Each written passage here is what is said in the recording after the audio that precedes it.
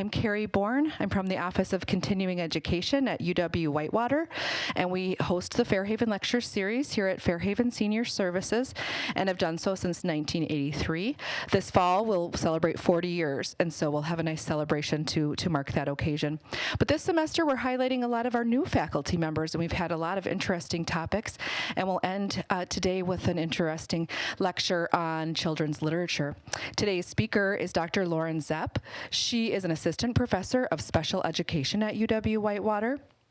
She is a two-time graduate of UW-Madison and was a special educator for 12 years before pursuing her doctoral degree. Her research focuses on two areas. One, preparing teachers to provide reading instruction to students with disabilities, and two, disability representation in children's and young adult literature. Please welcome Dr. Lauren Zepp.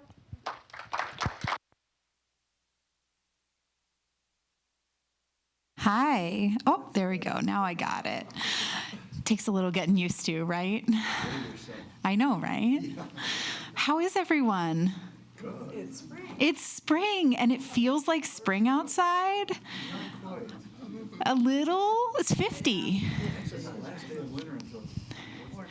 Until 4 o'clock.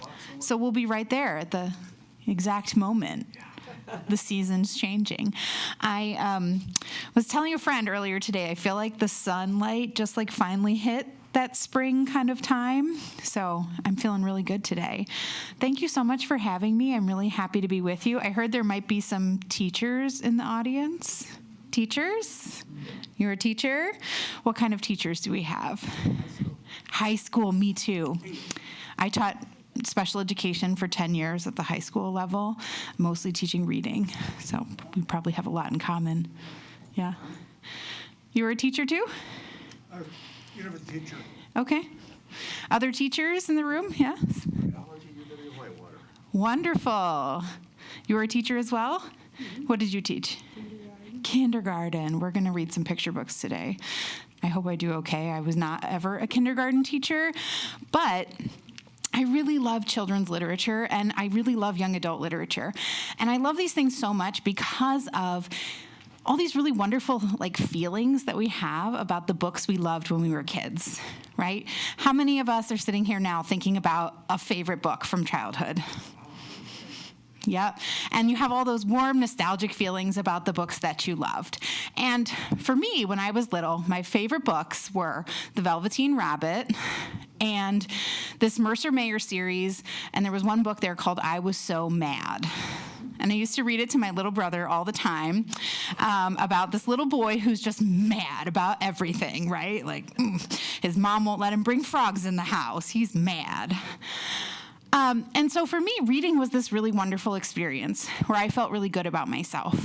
And it was a way for me to explore the world and to start to learn. And for lots of kids, they don't get that opportunity, right? Reading might be hard for them, or they might not see themselves in the books that they read. And so when I started doing research, this was something that I decided I wanted to look at because of my own experiences as a reader, but also because now I'm a mom, and I've got these two little guys at home, Elijah and Silas, and they're 7 and 3, and I want to show them this whole big, wonderful world we have through books. And I started thinking about who are they seeing in books? And the answer is lots of kids who look like them, but not so many kids who look different from them. So I've started doing some work on this, and that's what we're going to talk about today. Just kind of briefly where we're going. I'll talk a little bit about kind of what we'll learn today in this session, and then I'm going to talk about understanding and disrupting ableism, what we can do to try to make it a more inclusive world for folks with disabilities.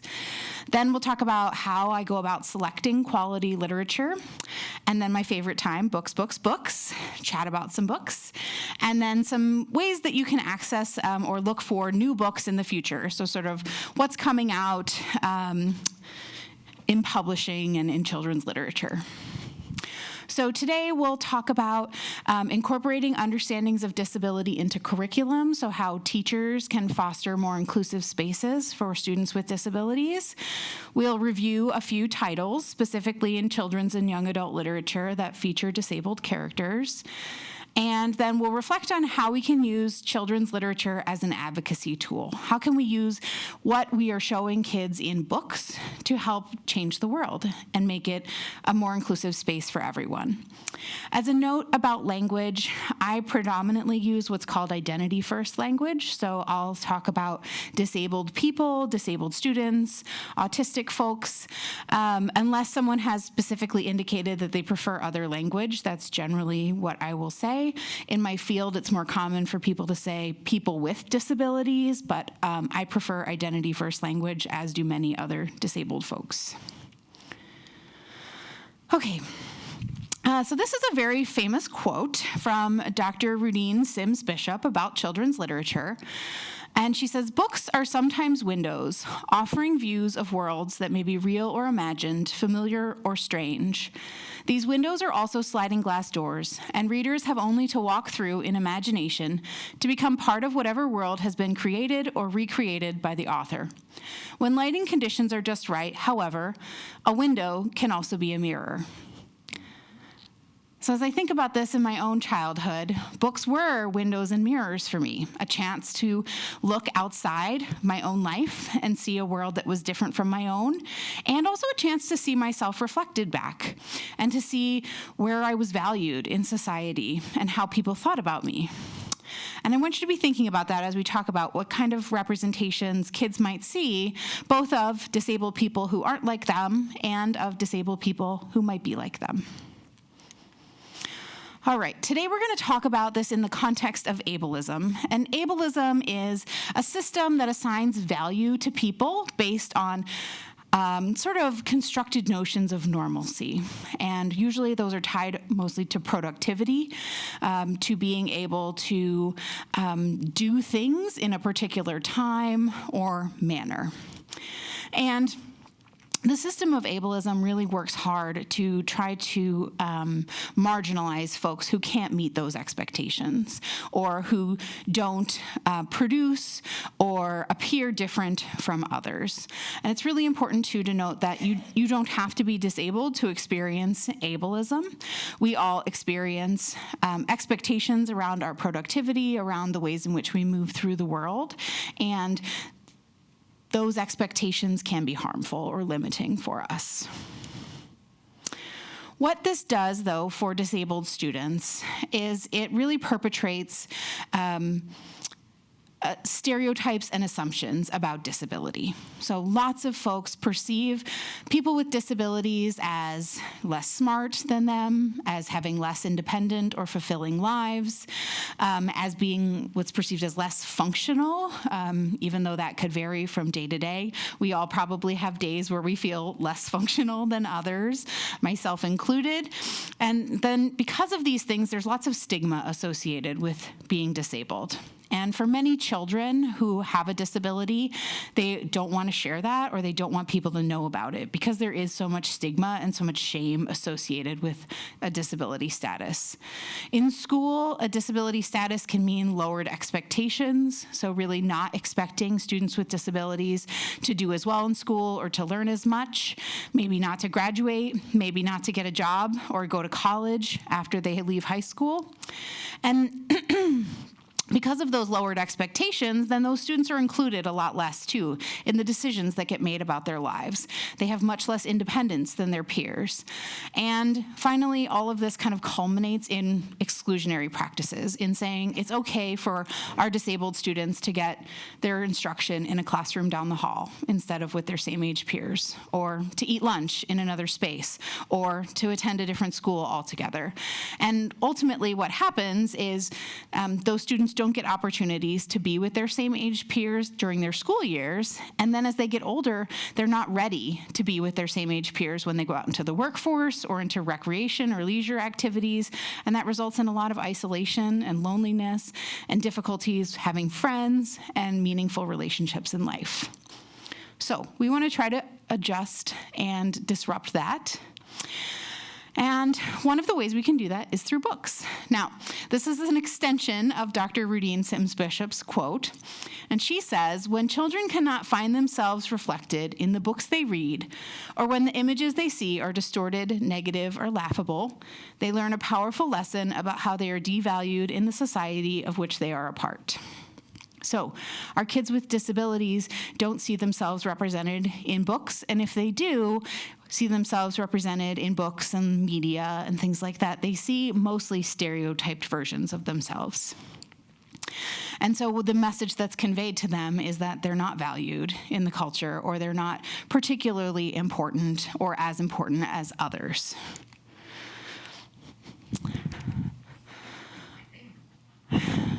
In terms of what education can do to try to disrupt this, we want to try to include disability in school social justice and equity efforts. Increasingly, schools are making a concerted effort to try to make more equitable spaces for all students. But disability often gets left out of this, which is problematic, right? So we want to make sure that disability is included with other kinds of social justice and equity efforts. We want to apply a social model of disability, so rather than thinking of a disabled person as the problem or something to be fixed, the problem is the barriers, right? So it's not a problem to use a wheelchair or a walker to get around, it's a problem to not have spaces that have ramps. So thinking about things in that kind of context, and really thinking about disability as just a fundamental part of being human. Lots of people will experience some kind of disability in the course of their lifetime. In fact, most people will. And instead of thinking of disability as something that only happens to a very small number of people and that is kind of unusual, really thinking of it more as something that just is part of our lives as human beings. And finally, we can do a lot of work to change people's minds by showing them through books as windows and mirrors representations of disability. There's been a lot of research to suggest that when kids see more diverse people and characters in picture books and in the fiction that they read, that then they tend to have more attitudes of acceptance toward people who are different from them. So books are a really great way to expose kids to different kinds of people who are living different kinds of lives from them. When we select our texts that we want to use with children, we want to make sure that our texts are diverse and bring opportunities for kids to engage in self-directed learning. So lots of self-directed reading, sort of playing with books with younger children, and as kids grow up, getting to choose the books that are really important to them. My second grader right now is really into the Magic Treehouse series, which has been around for quite a while, and there's hundreds of the books, and he keeps saying "Mom, I want to go and buy more of these Magic Treehouse books. I need all of them." Because of course we have to have a whole bookshelf of Magic Treehouse books. We also want books that kids can choose for themselves and that are reflective of the experiences that they have in the world. That will help to maximize their interest and engagement in reading. I think everybody probably has known somebody who said, "I just don't really like reading." And sometimes that's connected to not really finding something that's of interest. And then also, books really provide a way for kids to safely engage in kind of morally complex topics. And that's something I really love about literature, is that it's a really safe way to explore the world and to learn about things that you might otherwise not get to know about. When it comes to who's represented in children's literature, the diversity is growing, but it's still pretty limited. So about 33% of characters in children's picture books are white. About 15% are black. Only 4% of characters in children's literature are disabled. And when characters with disabilities are presented in books, usually they're sort of like background characters. They're not the main character of the story or sort of the person who's involved in the action. They're just sort of auxiliary in the background. And so what we're looking for is books that really bring disability more to the surface, but also make space for disabled kids to just be kids who are the main characters in their own lives. Kind of like to tell people this, it's a little bit shocking, but there's more kids' books about service animals than there are about people with disabilities. So there's kids really get exposed to a pretty limited understanding of disability and what it means to be disabled or to move through the world as a disabled person. And like they often will connect more with a service animal than they will with a person who has a service animal because of this sort of limited scope. Okay, so when we want to assess for quality literature, some things we can do. We can look at the images and the illustrations. Something I like to do is to conduct a character study. So to look at how the characters are portrayed in the story. And really, are they three-dimensional? Are they whole people, or are they exclusively one facet of their identity? We all have lots of things that make us who we are, but sometimes when a person who's from a marginalized group is represented, they're shown just as one thing. So just as a wheelchair user, just as a deaf person, just as a person who has a service animal, instead of a complex person who really loves ketchup but hates mustard, and who hopes to go to college, and who wants to be a pilot, right? Like a person who has lots of things about them. I also like to look at the theme or the lesson of the story, and I ask myself, does it perpetuate stereotypes, or sort of, does it reinforce beliefs that people might have about this group that aren't necessarily very positive? And then I also really like to learn about the author and the illustrator. Who wrote this book, and why did they write it? Who did they mean this book to be for, is another good question to ask. And what is their knowledge in relation to the topic that they're talking about? Up until recently, most authors also were not disabled. There's been an increase in disabled voices in publishing, but still the majority of published authors are non-disabled folks. And so that means that people are writing about disability without any lived experience of what it is like to be disabled. All right, this part's small, but you don't have to read it because I'm going to tell you about it. So these are specific questions that I ask as I go through a book to decide if it's a representation that I want to share. And so I first ask, is the author of this book disabled? And if they're not, that's okay, but I want to know, what's their relationship to disability? What do they know about this? Then I ask if the text portrays disabled people as needing peer relationships. For lots of disabled kids, they spend the bulk of their time with older adults and not with their own classmates or their same age peers. That's a problem, right? Because we all need friends who are around our same age, who are experiencing the same moments in life that we are. It's really hard to be a second grader whose best friend is a 60-year-old who's paid to work with you. Right? Like, that's a really challenging thing for a child to go through, but that's how lots of disabled kids move through school. And sometimes that's how folks are portrayed in books too, or as like not needing friendships, which we all need friends and connection with each other. Then I ask, does the text portray disabled people as interested in sex and dating, as is age appropriate?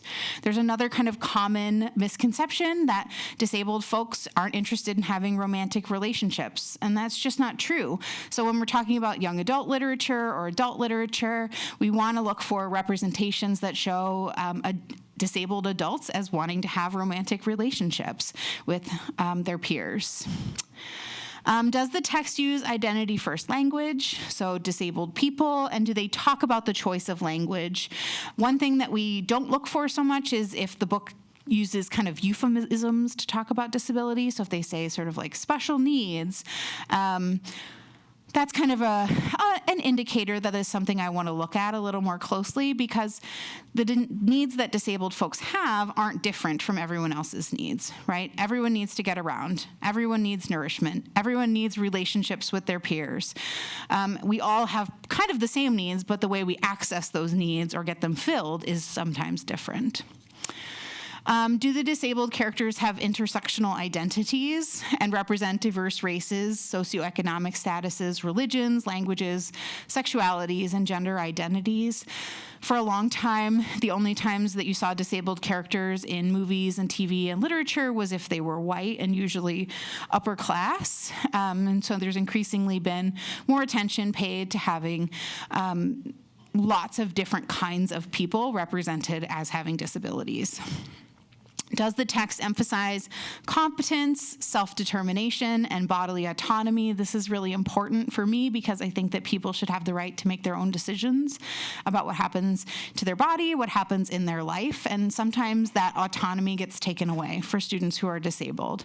People assume that they can make decisions for them or will touch their mobility devices or their communication aids, and not because they need to, but because they think that that person doesn't have control over their own things.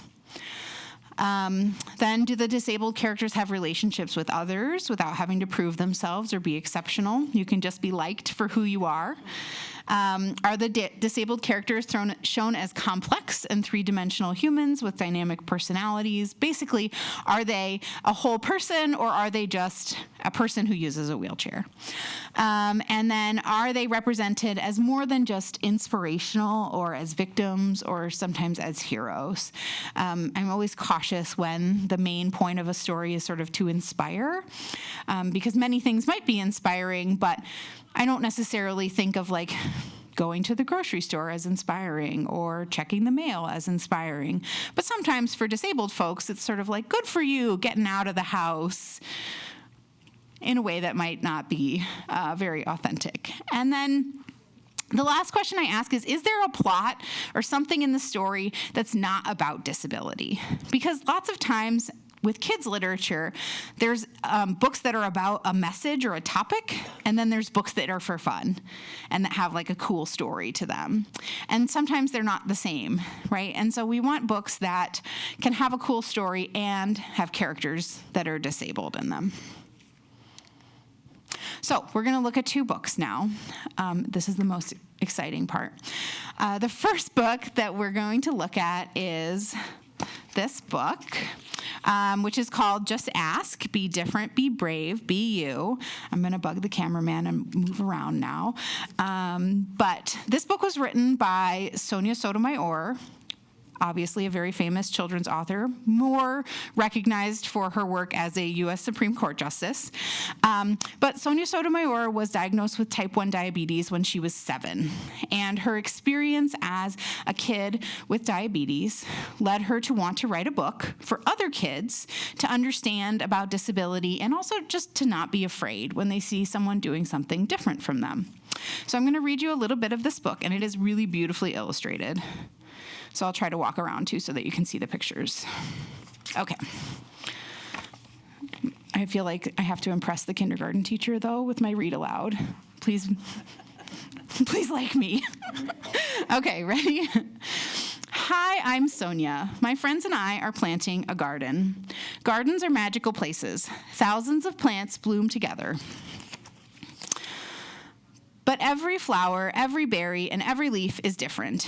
Each has a different smell, a different color, a different shape, a different purpose. Some flowers need lots of sunlight, others thrive in the shade. Some have to be trimmed regularly, while others are better left alone. Some trees and flowers are more fragile, and others are more hardy. Kids are different too. Some of us are in a hurry, others take more time. Some seem shy and quiet, while others are chatty and loud. Some of our differences are easy to spot. Others take longer to notice. Each of us grows in our own way. So if you're curious about other kids, just ask. All right, so here's about Sonia. Not everyone is comfortable answering questions about themselves, but I don't mind. What am I doing? Several times a day, I prick my finger to measure the sugar in my blood. I do this and give myself shots of medicine called insulin. I do this because I have diabetes, and my body doesn't make insulin naturally like other people's. Even though this can sometimes hurt, I gather all of my courage, and I do it to be healthy. Do you ever need to take medicine to be healthy? Never. I have a perfect immune system. No. I do. My name is Raphael, and I have asthma, which means I sometimes have trouble breathing.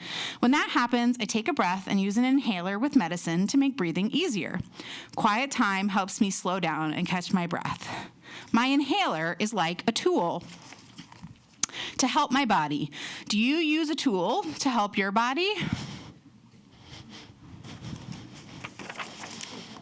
I'm Anthony, and I use a wheelchair to get around. Even though I can't run with my legs, I can go super fast. How do you get from place to place? Am I doing okay? Mm-hmm. Okay, thanks. I need some reassurance, right? My name's Madison, and my guide dog, Lucky, helps me get places because I'm blind. My friend Arturo is blind, too. He uses a cane to get around. Even though we can't see, we strengthen our other senses and notice lots of details others may miss. We hear with our ears, smell with our noses, and feel with our hands. How do you use your senses? All right, so the book goes on like this. And each page has a different disability represented and a different kid talking about what it's like to have their disability and then making connections with other kids, right? We all use medicine sometimes. We all use tools to help us. We all have to go from place to place, right? So making connections. Then we're going to come back to the end, and we've got Sonia back with us. So it's me, Sonia, again. I ask questions. When something seems different or new, I just ask my parents or my teachers, and they help me understand, especially if my friends don't feel ready to explain. This is what I've learned. Imagine if all the plants in this garden were exactly the same. Like, what if we could only grow peas? That would mean no strawberries or cucumbers or carrots. It might also mean no trees or roses or sunflowers. Just like in our garden, all the ways we're different make our neighborhood, our whole world really, more interesting and fun. And just like all of these plants, each of us has unique powers to share with the world and make it more interesting and richer. What will you do with your powers? All right. Good?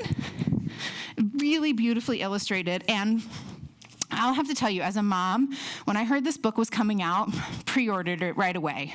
Got it in the mail, sat down with my little one, just had one kid then, life was easier, right? I was like, we're going to read this book, right? And I was so excited. And I thought, he's going to love it. He didn't care, right? He was like, I want to go play. I got Paw Patrol and dinosaurs to do, Mom, like, let me alone. And I read this book, and I thought, I'm such a great mom. Talking to my kid about disability.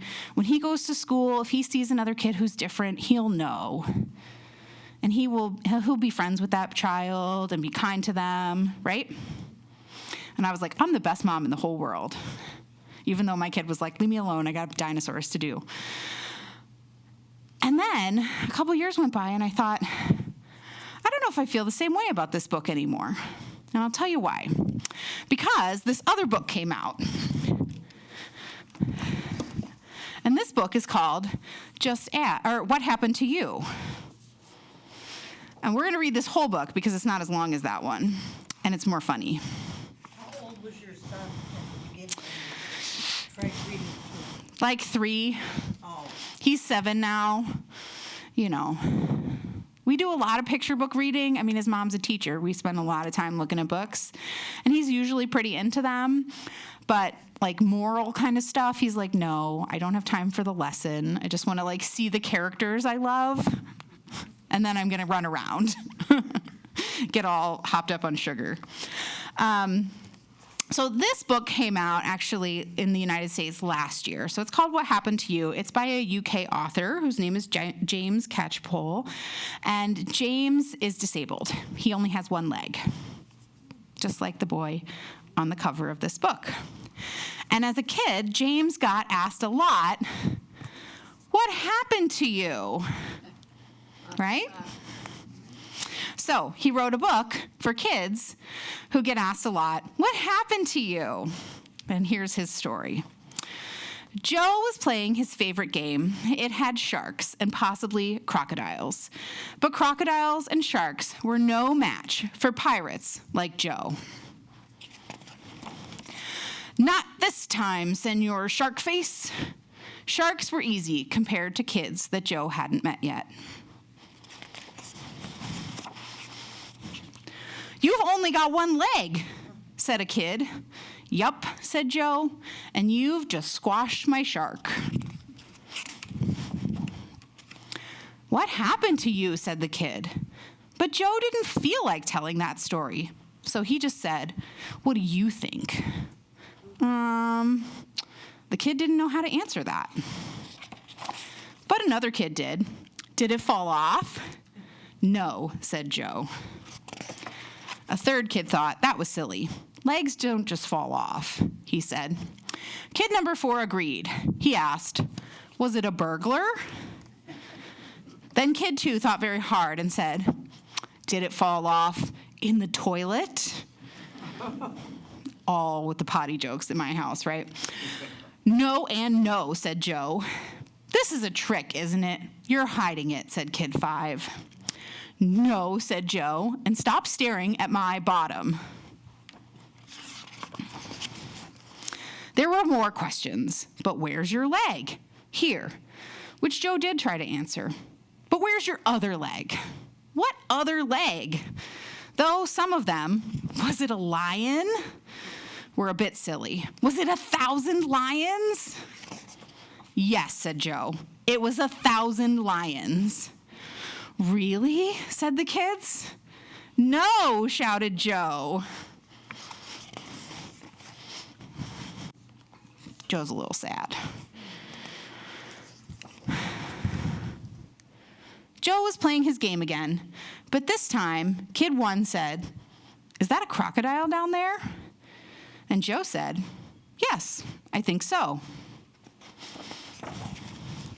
My name's Simone, said kid 1. My name's Joe, said Joe. And there are sharks down here too. They especially like to eat pirates. Pirates, said Simone. Pirates, said Joe. Cool, said Simone, and Udo, and Casper, and Maney, and Abraham. And all the kids seemed happy with that. Later, Simone asked, do you ever get bored of that question about your leg that you don't have? What do you think? Said Joe. Simone did know how to answer that, but Joe had a question of his own. Do you still need to know what happened? No, said Simone. And Joe seemed happy with that. So, what changed for me between these 2 books? Well, I'll tell you. When I read Just Ask, I thought, this is for my kids who don't have disabilities, to learn about kids with disabilities. Because I just assumed that my kids wouldn't have disabilities. And then my son turned out wasn't hearing so well.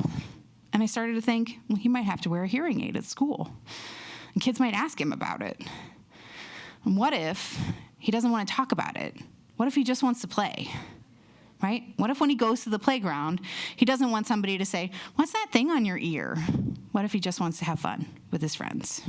Or not have fun with his friends and just play by himself and be a pirate or whatever he wants to do, go on the swings.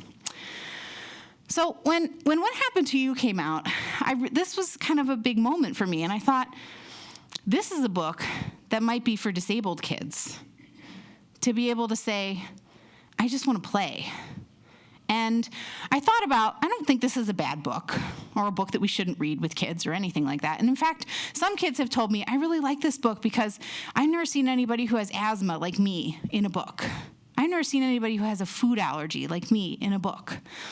But I also thought about how often are we asking disabled kids to teach other kids about themselves or about disability instead of just getting to be kids, right?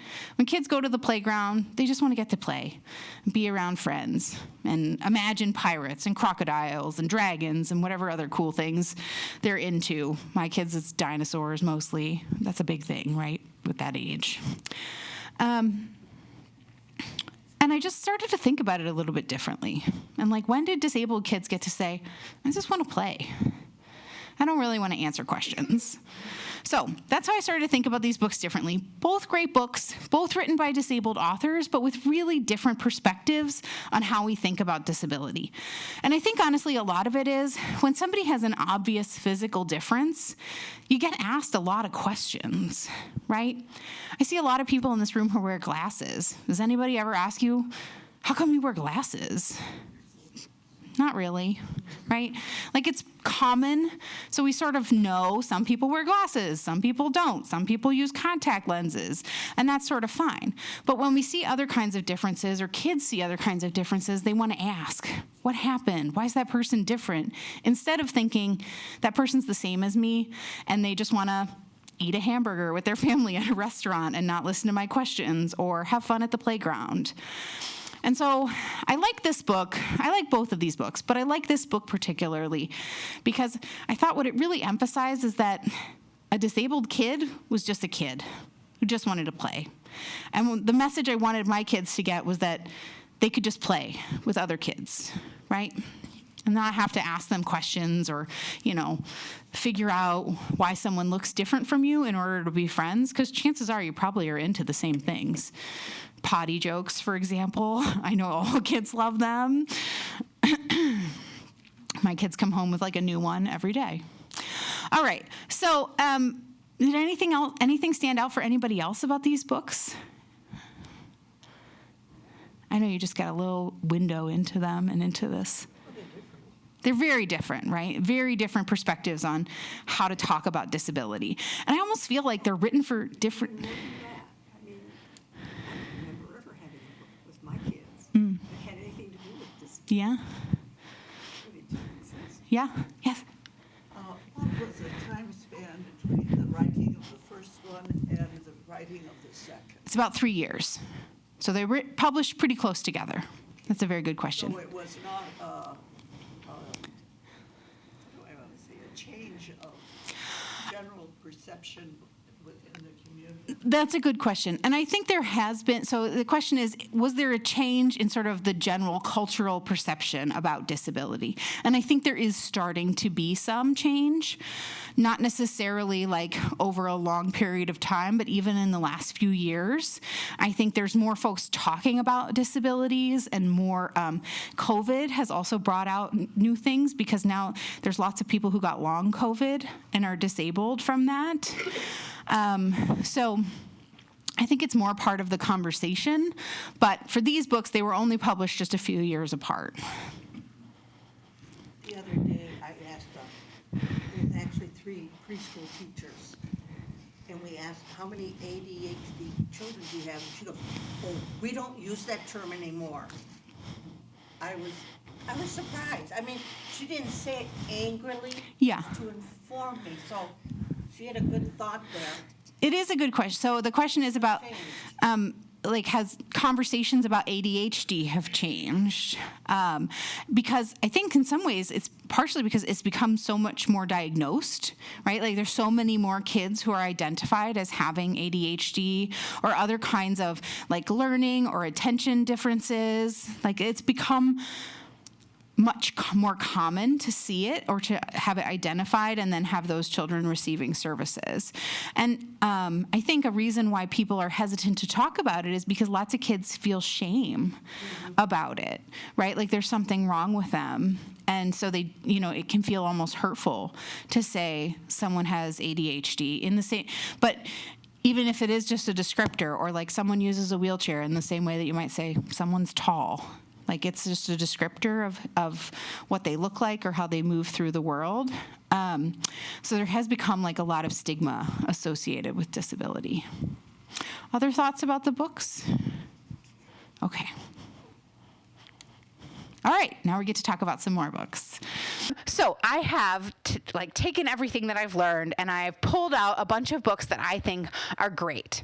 So I always tell people, even if you're not a teacher, these are great to keep in mind as like gifts. Like if you've got young kids in your life or you're going to a baby shower or anything like that, great to have on hand. So first are these board books. So these are for toddlers. They're those ones with the really thick pages. Some of these even are kind of squishy pages so they can get wet, which is also nice with toddlers. I can say from firsthand experience. So I'm going to try to use this laser pointer here. So these two books on the left-hand side are from a series called Baby Loves the Five Senses. And what they talk about is the ways in which our senses help us get through the life and experience the world in different ways. And they include disability within that. So in the hearing book, they talk about deafness and being hard of hearing, and that some people wear hearing aids or use sign language. And then in Baby Loves the Five Senses sight, they talk about people who are blind or who have low vision, and also glasses, because we don't think about glasses or wearing glasses as a disability, but people who wear glasses have low vision, right? I have super thick glasses at home. I've got my contacts in today, but it is really a disability. It requires some care, and it also, without our glasses, we would all be in a bunch of trouble, right? I feel like most of us in this room would be like, oof.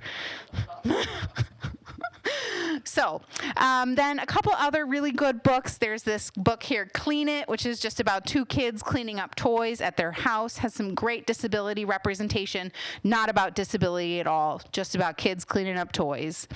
A message that I am constantly trying to convey at my house. Snug is similar, not about disability, just about a couple of kids cuddled up together with the stuffies, getting ready for a little nap. And then same thing with Off to the Park, and I'm going to show you a page of Off to the Park in just a moment. And I'll talk more about that book. Also not about disability, but it actually talks a lot about accessibility features in the community, like curb cuts and raised curb bumps, as well as the push buttons for when you cross the street, and it'll say like walk sign is on, right? Like safe to cross. And then there's this series over here, Kids Like Me, and then the I Can or Do You series. So these all feature photographs of children with Down syndrome engaging in all kinds of different activities, usually around some kind of a theme, like colors or different kinds of foods that you might like to eat. And then I Can You, just different things that kids of that age might like to do. So here are some pages. This is Off to the Park up top here. And so this is actually a great sensory book because it has embossed features. So it actually has these like embossed blister paving like you would find on curb cuts when you're going across the street. And it also has Braille on the page numbers. There's also soft buttons that you can press to show what the walk signs would be like. And then like the shoelaces over here are real shoelaces. So it's really nice for kids who are kind of, in that age where they like to really play with all the little things. And then down here are some pages from Baby Loves the Five Senses. This is the book about sight. So this child wears glasses. I love a baby wearing glasses. I just think it's the cutest. I don't know why, but adorable. And then this child here is reading Braille. So that book is showing Braille and how you would read through Braille. All right, here's some of my favorite picture books. So I've got the titles here, but then some of the pictures along here. This book all the way to the top is a memoir from Jennifer Keelan Chaffins, who, when she was 11 years old, was involved in the Capitol Crawl.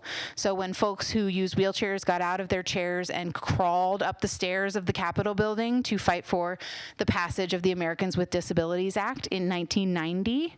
My students are always surprised to know that that happened like 40 years ago, right? They think that all of these rights kind of came about much like longer ago, and that we've had all these things for a long time. I Am Not a Label is another great book where there's famous disabled folks, so FDR, Frida Kahlo, Stephen Hawking, Stevie Wonder, lots of great representation and just a little page about each person. It's also really beautifully illustrated. And then over here on the right, Fighting for Yes is a book about Judy Heumann's early life. You may have seen Judy Heumann in the news recently.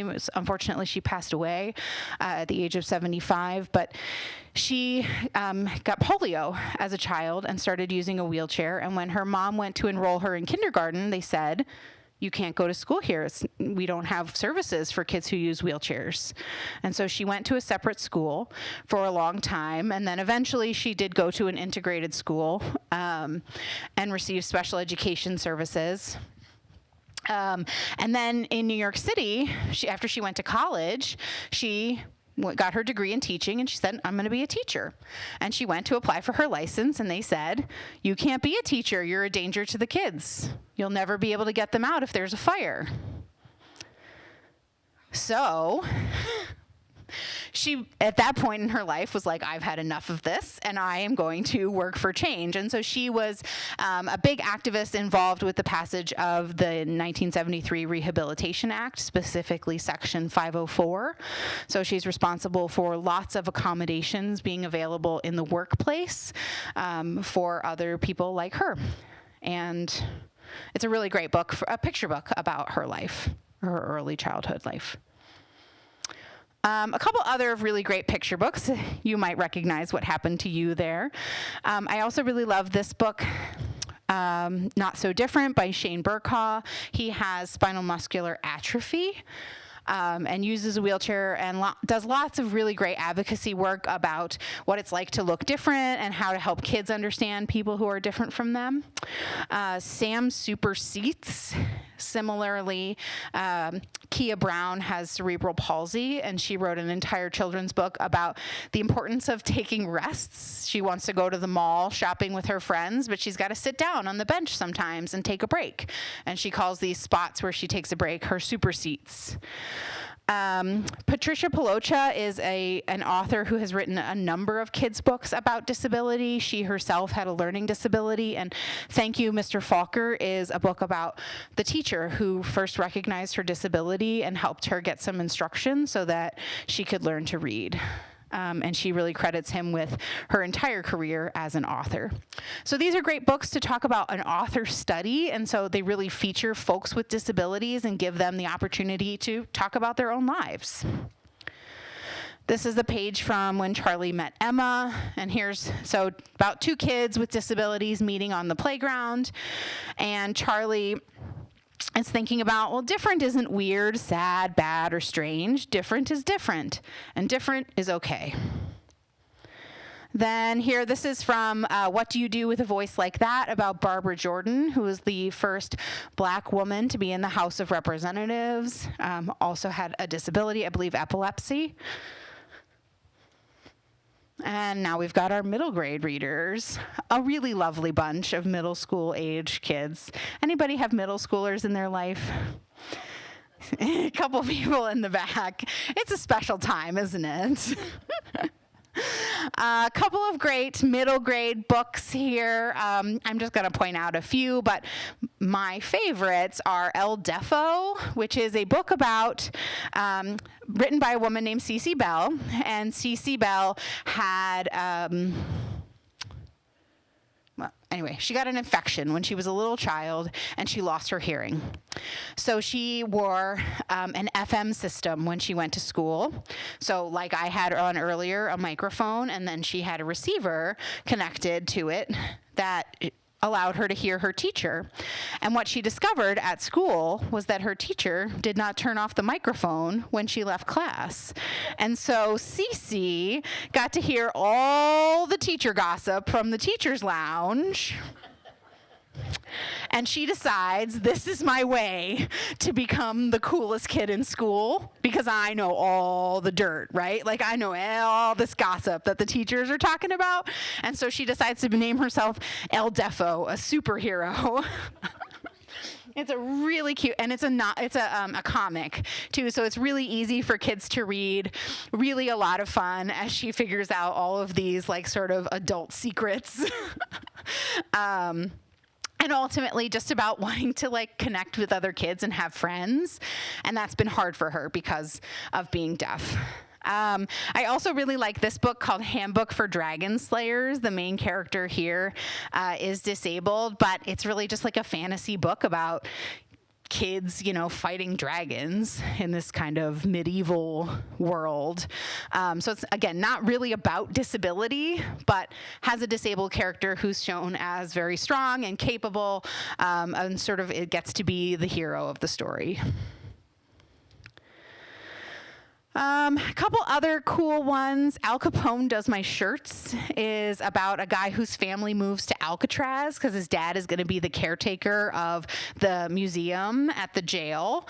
And he just is like really into Al Capone. His sister has autism and he's trying to navigate the world as the sibling of a person with a significant disability. I also really like this book here called As Brave as You by Jason Reynolds. It's about a boy who goes to live with his grandparents for the summer so his mom and dad can have some time off. And his grandfather is blind. He lost his sight over the course of his life. He was not born blind, but he now navigates the world as a blind person. And his grandson gets to kind of see like what his life is like and the ways in which he has learned to do all the things that he still really loves and cares about, but also the frustrations of there being barriers to his to access and to his independence. Then my favorite group of students, the high schoolers. So the thing about the high school books is that almost all of the high school books have some kind of romance and dating in them, right? Because what do high schoolers care about? Dating, the main thing. A couple of the ones I really love. So Good Kings, Bad Kings is about kids who have intellectual and developmental disabilities. They actually live in an institution and have most of them for a long time, but now they're teenagers. And so they want to date, they want to start going out places, but they're constrained by living in an institution where they don't have a lot of freedom. They don't get to make choices for themselves. And sometimes they start to think, this isn't really very fair. Really great book. And a couple of other really cool ones here. Say What You Will is a book about a young woman who has been always supported by adults throughout her schooling career. She has a significant disability. She uses a walker. She actually, it's not easy to understand her when she speaks, and so she uses a computerized voice box to communicate with others.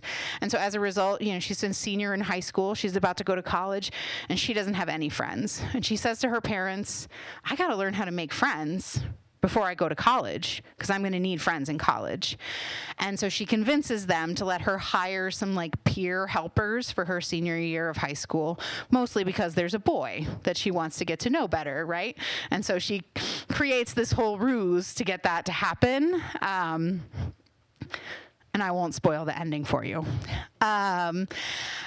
If you like a mystery or a thriller, this book, Sadie, is a really great mystery. So Sadie's younger sister, her little sister, has gone missing, and nobody cares, right? They're sort of poor. They don't have parents who are really taking good care of them, and everybody's sort of like, this is just what happens to girls like your sister. And Sadie's like, no, I know something is really wrong, and if no one else is going to take it seriously, then I'm going to investigate and figure this out. The problem is Sadie has a very significant speech disability. She stutters, particularly when she's really nervous or in a new situation or under a lot of stress, which she ends up being in trying to figure out what has happened to her sister, who has clearly been abducted.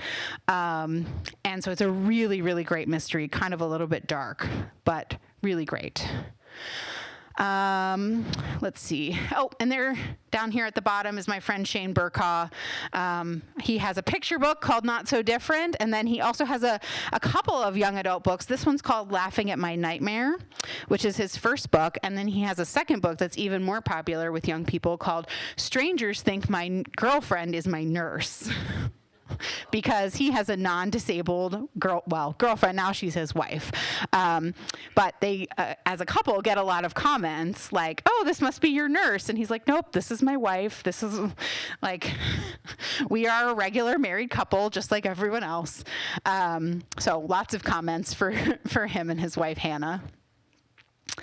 I also really love this Curse So Dark and Lonely series. It's sort of like a Beauty and the Beast kind of a fantasy book series. The main character does have a disability. And that one's really a lot of fun. And then I also really like this Queens of Geek book with this pink hair here. This is about a couple of friends who go to like a Comic-Con, so one of these big sort of geek culture events, and all kinds of things that they get into while they're there. Of course, lots of romance, lots of, dreamy YouTube stars, all kinds of those things, celebrities you want to get autographs from, and also navigating the world as a disabled person. And anybody got a smartphone? They want to see my whole book list? You can click the link, or you can scan that cool thing there. She'll share it with everyone else. I was just trying to get a picture. I can do that. I know, I tried to make it all fancy, and then I was like, You came to a senior center. I know, what was I thinking, right? Get it together. Okay, so these are just a couple of resources, places where I go to find new books, because what's happening, I think as someone pointed out too, like there's cultural shifts or things that change over time. And so in order to stay current or sort of keep up with what's happening, these are the places that I go to. One thing that I do want to highlight that might be of interest is Bookshare. If you yourself have difficulty reading written books, you might be eligible for a Bookshare account, and then you can get free books that can be audio read to you, or they have other kinds of formats too, which is a nice option if you don't like reading print books or you have a hard time with it. So check out Bookshare. Lots of my students really liked it when reading was not available to them. And then these are a couple of books that are coming out later this year. I wish they were here now, but they're not yet. So A Day with No Words is a picture book written by an autistic parent of 2 autistic children, and their family doesn't use words to talk to each other or to communicate at all. And so she wrote a book about their family, a day in their family life, and it's called A Day with No Words. And that comes out in May, I believe. And then Secret Summer Promise is by Kia Brown. She wrote another one of the picture books that we looked at. This time she's got a young adult book about some girls going on their secret summer trip, and I think getting ready to head off to college, that really special time before people are leaving their childhood and going out into the world. There's a follow-up to Joe's story called You're So Amazing. I like to really emphasize the so, because Joe just wants to play soccer. He doesn't want to be told that he's amazing just for playing soccer like the other kids, right? And then another book which is about the apocalypse, the end of the world, with a bunch of disabled kids, called This Is the Way the World Ends. And that comes out later this year as well. You're So Amazing probably won't be here until 2024 because it's coming out in the UK first, since they're based in England. All right, so here we are at the end. This is the end of Dr. Rudine Sims Bishop's quote, where she says, "When there are enough books available that can act as both mirrors and windows for all our children, they will see that we celebrate both our differences and our similarities, because together they are what make us human." And that's it. Thank you.